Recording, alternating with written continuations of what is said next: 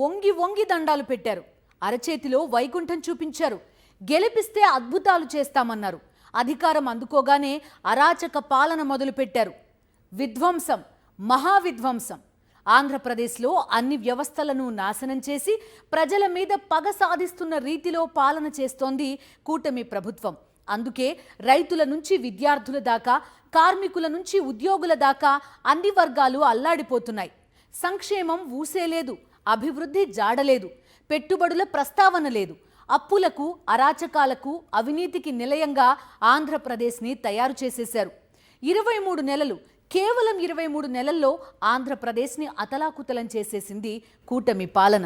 దీనిపైనే ఇవాల్టి magazine story. Visionary. ఒకసారి నమ్మి మోసపోయిన ప్రజలను మళ్ళీ మళ్ళీ నమ్మించి మోసం చేయడంలో విజనరీ. ఓట్లేసిన పాపానికి ప్రజల నోట్లో మట్టి కొట్టడంలో మహాముదుర్లకే మతి పోగొట్టే విజనరీ. స్కీమ్ల లెక్కన స్కామ్లు చేసేసి హైటెక్ సీఎం ముసుగేసుకోవడంలో విజనరీ. ఎన్నికల తర్వాత హామీల తెప్ప తగలేయడంలో తలపండిన రాజకీయ నేతలనే తలదన్నే రేంజున్న విజనరీ. సంపద సృష్టించడంలో చేతులెత్తేసి పిల్లల సంపద సృష్టించాలంటూ ప్రజల వెంట పడుతోన్న విజనరీ.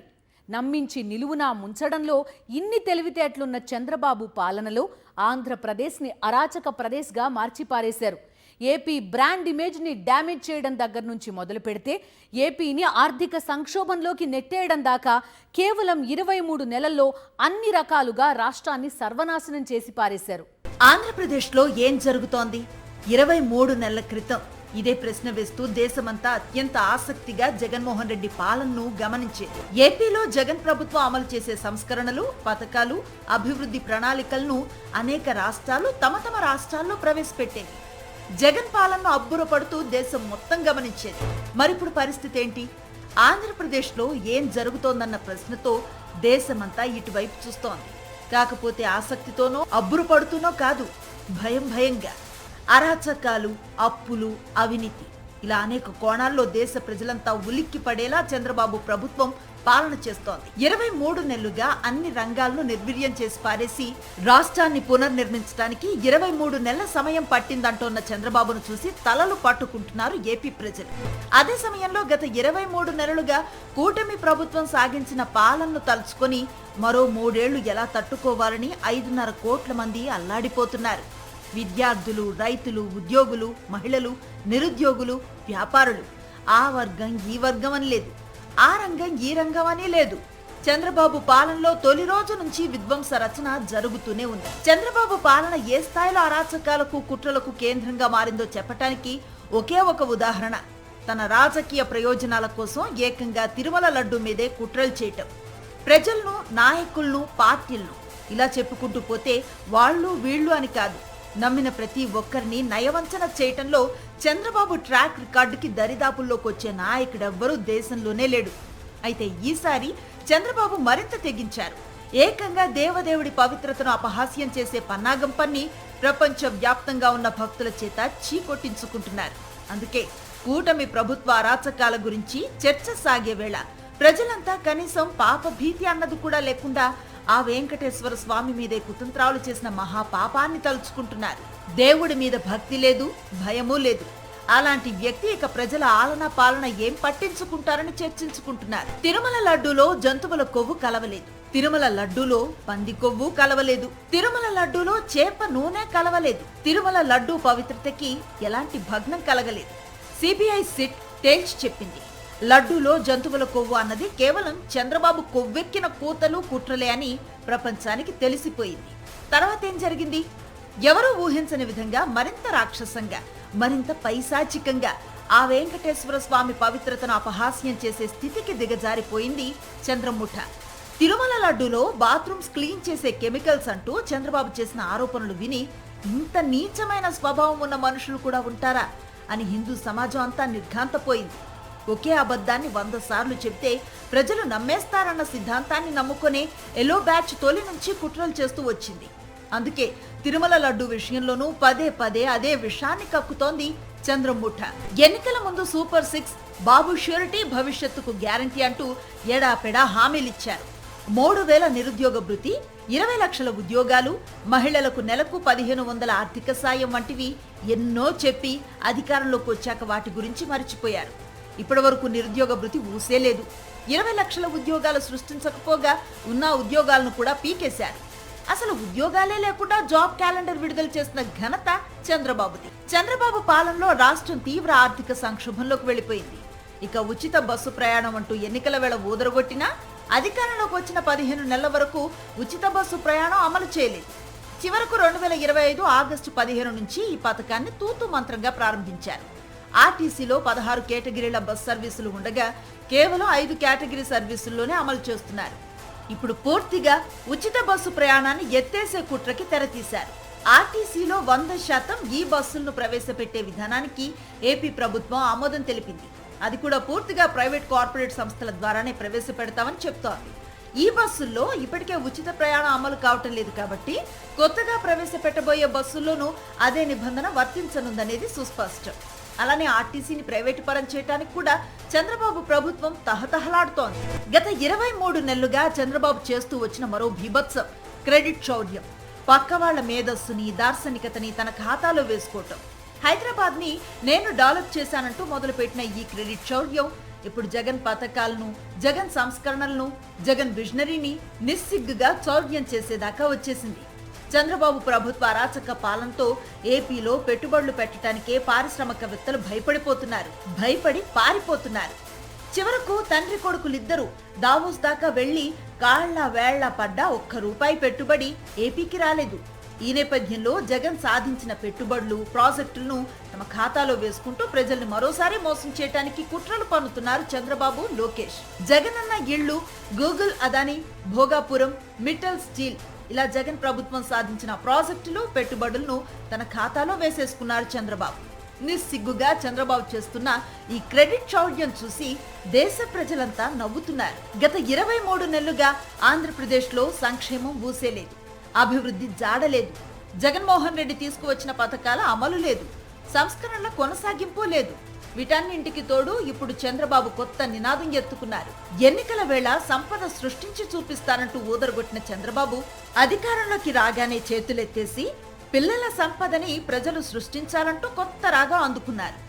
ఎక్కువ మంది పిల్లల్ని కనమంటూ 3వ బిడ్డకు 30,000, 4వ బిడ్డకు 40,000 ఇస్తామంటూ చెప్పుకొస్తున్నారు. ప్రస్తుతం రాష్ట్రంలో దారుణమైన పరిస్థితులు నెలకొన్నాయి. నిత్యావసర వస్తువుల ధరలు ఆకాశాన్ని అంటుతున్నాయి. నిరుద్యోగం విపరీతంగా పెరిగింది. విద్య, వైద్య ఖర్చులు భరించలేని స్థాయికి చేరాయి. మధ్యతరగతి పేద కుటుంబాలు బ్రతకటానికే తీవ్రంగా పోరాడుతున్నారు. ఒక బిడ్డను పెంచటమే సామాన్య కుటుంబాలకు భారంగా మారింది. చదువు పూర్తయ్యాక ఉద్యోగం వస్తుందన్న గ్యారంటీ లేదు. ప్రైవేటు ఉద్యోగాలు అస్థిరంగా మారాయి. మధ్యతరగతి కుటుంబాలు అప్పుల్లో కూరుకుపోతున్నాయి. ఇలాంటి పరిస్థితుల్లో ఉద్యోగాల కల్పన చేయకుండా, ప్రజల జీవన ప్రమాణాలు పెరిగేలా పాలన చేయకుండా, విద్య, వైద్యాన్ని సామాన్యులకు అందుబాటులోకి తేకుండా ఎక్కువ మంది పిల్లల్ని కనాలన్న చంద్రబాబు పిలుపు దేశవ్యాప్తంగా విమర్శల పాలైంది. గత 23 నెలలుగా ఏపీలో అన్ని రంగాలను నిర్వీర్యం చేస్తూ, ప్రజల బతుకులను భారంగా మార్చేస్తూ, రాష్ట్రాన్ని అప్పుల్లో, అవినీతిలో ముంచేస్తూ పాలన సాగిస్తోంది చంద్రబాబు ప్రభుత్వం. నిర్లక్ష్యం, ఏలిన వారి నిర్లక్ష్యం, పేద మధ్యతరగతి ప్రజల ఆరోగ్యాలపై ఉద్దేశపూర్వక నిర్లక్ష్యం. ప్రభుత్వాసుపత్రుల నిర్వహణ కావాలనే గాలికొదిలేశారు. మందులు కొరత, సర్జికల్స్ కొరత, వైద్య సిబ్బంది కొరత, అందుబాటులో లేని వైద్య సేవలు, కొత్త మెడికల్ కాలేజీల ప్రైవేటీకరణ, ఆరోగ్యశ్రీకి ఉరిబిగించే కుట్ర, 5.5 కోట్ల మంది ప్రజల ఆరోగ్యాలను కాసులతో కొలిచే పన్నాగాన్ని పారిస్తోన్న పాలకుల ఏలుబడిలో సామాన్య ప్రజల ప్రాణాలకు విలువే ఉంటుంది. రోగం వచ్చిందా ఆస్తులు అమ్ముకోవాల్సిందే, లేదంటే ఇక ప్రాణాల మీద ఆశలు వదులుకోవాల్సిందే. ఇలాంటి దుస్థితిలో కోట్ల మంది ప్రజల్ని నెట్టేస్తున్న పాలకులు ఆంధ్రప్రదేశ్లో ప్రజారోగ్యానికి పాడెకట్టేస్తున్నారు. భారత హెల్త్ క్యాపిటల్ ఆంధ్రప్రదేశ్. 23 నెలల క్రితం వరకు ఈ స్థాయిలో వెలిగిపోయింది ఏపీ. వైద్య రంగంలో జగన్మోహన్ రెడ్డి తీసుకువచ్చిన విప్లవాత్మక మార్పులు చూసి దేశమంతా అబ్బురపడింది. అలాంటి ఆంధ్రప్రదేశ్ కేవలం 23 నెలల్లో అనారోగ్య ప్రదేశ్గా మారిపోయింది. ప్రభుత్వ వైద్య రంగాన్ని నిర్వీర్యం చేయటానికి నానా కుట్రలు పన్నుతున్నారు పాలకులు. ఆరోగ్యశ్రీకి ఉరివేస్తున్నారు. ప్రభుత్వ ఆసుపత్రులను నిర్వీర్యం చేస్తున్నారు. 108, 104లను స్కామ్లకు అడ్డాలుగా మార్చేశారు.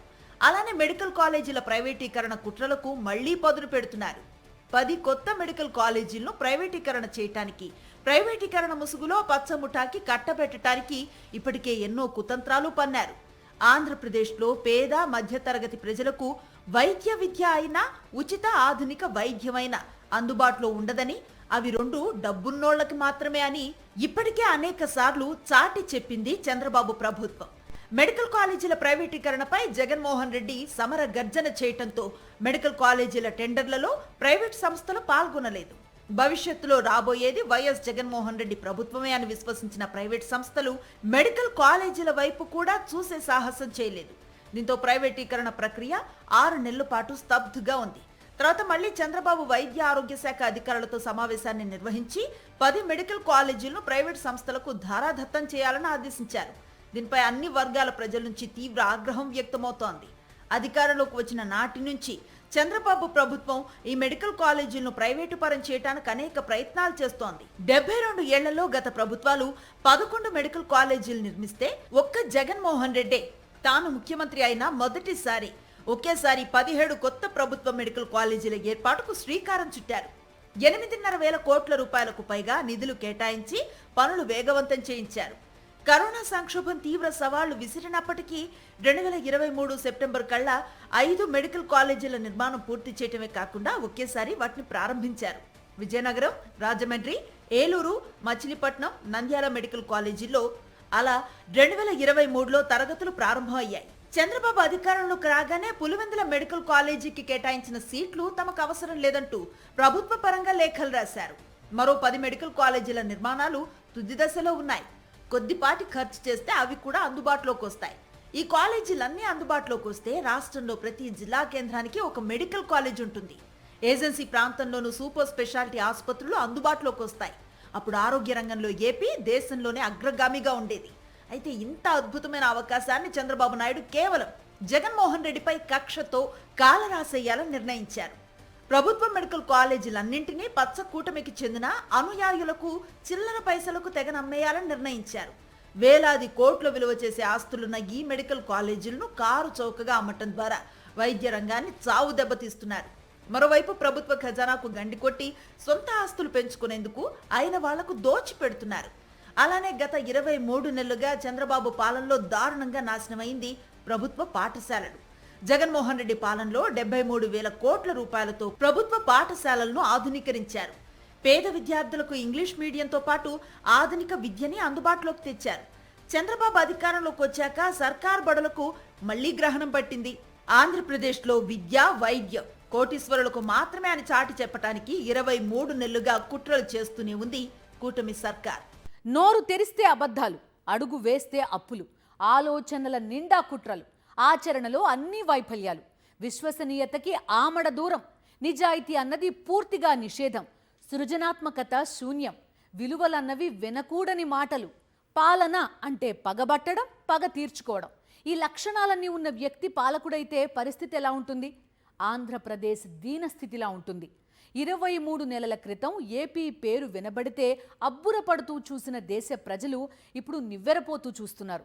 ఇక ఏపీ ప్రజలైతే మరో 3 ఏళ్ల పాటు కూటమి పాలనే కొనసాగితే ఏపీ భవిష్యత్తు ఏంటో అని ఆందోళన పడుతున్నారు. అమరావతి కేంద్రంగా సాగుతోన్న అవినీతి వ్రతం ఆంధ్రప్రదేశ్ భవిష్యత్తుని అపహాస్యం చేస్తోంది. ఆంధ్రప్రదేశ్లో ఆ అంటే అరాచక పాలన మాత్రమే కాదు, ఆ అంటే అమరావతి కూడా, ఆ అంటే అప్పులు కూడా, ఆ అంటే అవినీతి కూడా. అమరావతి పేరు చెప్పి లక్షల కోట్ల రూపాయలు అప్పులు చేయటం, అదే సమయంలో అమరావతిలో అవినీతి వ్రతాన్ని పరుగులు పెట్టించటం గత 23 నెలలుగా ఏపీలో జరుగుతోంది అదే.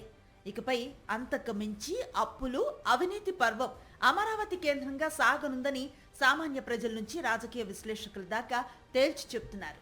ఎందుకంటే విపరీతంగా నిర్మాణాల అంచనా వ్యయాలు పెంచేస్తున్నారు. కళ్ళు చెదిరే రీతిలో 1,000 కోట్ల రూపాయలు అమరావతిలో ధారపోస్తున్నారు.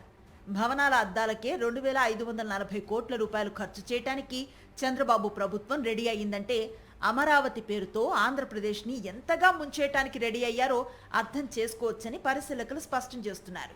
మరోవైపు రాజధాని కోసం భూములు ఇచ్చిన రైతులకు వాగుల్లో వంకల్లో ఫ్లాట్స్ ఇస్తున్న చంద్రబాబు ప్రభుత్వం పచ్చముఠాకి మాత్రం రోడ్ల పక్కనే అత్యంత ప్రధానమైన ప్రాంతాల్లో నివాస వాణిజ్య ప్లాట్లను కేటాయిస్తోంది. 2014లో అధికారంలోకి వచ్చిన వెంటనే చంద్రబాబు ప్రభుత్వం కొత్త రాజధాని పేరుతో భారీ హడావుడి చేసింది. తుళ్లూరు, తాడికొండ, మంగళగిరి మండలాల్లో 29 గ్రామాలను రాజధాని ప్రాంతంగా ప్రకటించింది. ఆ తర్వాత భూ సమీకరణ పేరుతో వేలాది మంది రైతుల దగ్గర నుంచి దాదాపు 36,000 ఎకరాల భూమిని ప్రభుత్వం తీసుకుంది. ప్రభుత్వ భూములు, అటవీ భూములు కలిపి మొత్తం 53,000 ఎకరాలకు పైగా భూమి ప్రభుత్వ చేతిలోకి వెళ్ళింది. రైతుల నుంచి భూములు తీసుకునే సమయంలో వారికి ఎన్నెన్నో ఆశలు కల్పించారు. మీరు భూములిస్తే కోటీశ్వరులు అవుతారు, మీ గ్రామాలు సింగపూర్లా మారిపోతాయి, 3 ఏళ్లలో అంతర్జాతీయ స్థాయిలో అభివృద్ధి చేసిన ప్లాట్లు మీ చేతిలో పెడతాం అంటూ బాబు ప్రభుత్వం విపరీత ప్రచారం చేసింది. కేవలం ప్లాట్ల హామీలే కాదు, రాజధాని గ్రామాల్లో ఉన్న ప్రతి కుటుంబానికి భరోసా కల్పిస్తామని ప్రకటించింది.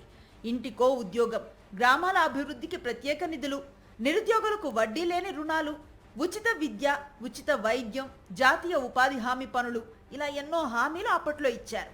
రాజధాని 29 గ్రామాల్లో ఉన్న పిల్లలకు యూకేజీ నుంచి పీజీ వరకు ఉచిత విద్యనిస్తామని చెప్పారు. ఏ వ్యాధి వచ్చినా ఉచిత వైద్యం అందిస్తామని అధికారిక ప్రకటనలు చేశారు. కానీ జరుగుతోంది మాత్రం వేరు. 3 ఏళ్లలో ప్లాట్లు ఇస్తామని చెప్పినా 11 ఏళ్లు దాటిపోయాయి. అంతర్జాతీయ స్థాయిలో అభివృద్ధి చేసిన ఒక్క ప్లాట్ కూడా రైతుల చేతిలో పెట్టలేదని వారు అంటున్నారు. మరోవైపు 50,000 ఎకరాల్లో రాజధాని నిర్మాణం చేస్తే అది మున్సిపాలిటీ అవుతుందని, మొత్తం 1,00,000 ఎకరాలు కావాలంటూ మరో 50,000 ఎకరాలకు టెండర్ పెట్టేశారు చంద్రబాబు. అమరావతి ఆంధ్రప్రదేశ్కి గుడిబండ అని గ్రహించిన జగన్మోహన్ రెడ్డి మావిగన్ ప్రతిపాదన చేస్తే ఏపీ ప్రజలంతా మద్దతును ప్రకటించారు. ఏపీ గ్రోత్ ఇంజన్ మావిగన్ మాత్రమే అని ప్రజలంతా గ్రహించారు. కానీ అమరావతిని రియల్ ఎస్టేట్, అవినీతి కోణాల్లో మాత్రమే చూస్తున్న పచ్చముట్ట కొత్త కుట్రలకు పదును పెడుతోంది. ఆంధ్రప్రదేశ్ అప్పుల ఊబిలో కూరుకుపోతోంది. కేవలం 23 నెలల్లో చంద్రబాబు ప్రభుత్వం దాదాపు 3,63,000 కోట్ల రూపాయలు అప్పులు చేసి పారేసింది. ఇలానే మరో 3 ఏళ్లు అప్పులు చేసుకుంటూ పోతే ఆంధ్రప్రదేశ్ని అమ్మేయాల్సిన పరిస్థితి దాపురిస్తుందని పరిశీలకులు సైతం ఆందోళన వ్యక్తం చేస్తున్నారు. సంక్షేమ పథకాలు అమలు చేయకుండా, అభివృద్ధి వైపు దృష్టి సారించకుండా, జగన్మోహన్ రెడ్డి పాలనలో ప్రవేశపెట్టిన పథకాలు, సంస్కరణలు కొనసాగించకుండా, ఎన్నికల హామీలు అమలు చేయకుండా 3,63,000 కోట్ల రూపాయల అప్పులు ఏం చేశారు అన్న ప్రశ్నకు మాత్రం పచ్చముఠా దగ్గర సమాధానం లేదు. ఇలా చెప్పుకుంటూ పోతే 1 కాదు 2 కాదు, అధికారంలోకి వచ్చిన క్షణం నుంచి ఆంధ్రప్రదేశ్ని చీకట్లోకి నెట్టేస్తూ 5.5 కోట్ల మంది ప్రజల భవిష్యత్తుని అపహాస్యం చేస్తూ అరాచక పాలన సాగిస్తోంది చంద్రబాబు ప్రభుత్వం. ఇది ఇవాల్టి మ్యాగజైన్ స్టోరీ. మరో ఇంట్రెస్టింగ్ టాపిక్తో మళ్ళీ కలుద్దాం. అంతవరకు స్టే ట్యూన్డ్.